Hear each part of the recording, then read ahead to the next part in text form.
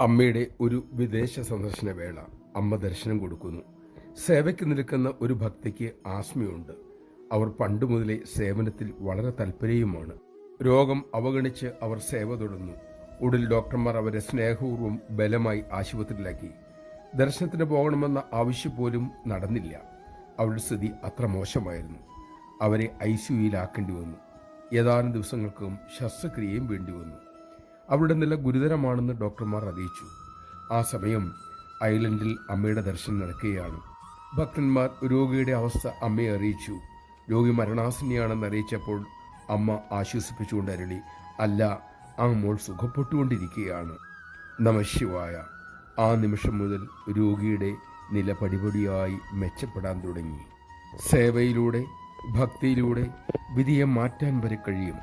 അതിനായി സദ്ഗുരുവിൻ്റെ കാരുണ്യത്തിനുള്ള അർഹത നാം നേടണം. നമുക്കതിനാകട്ടെ.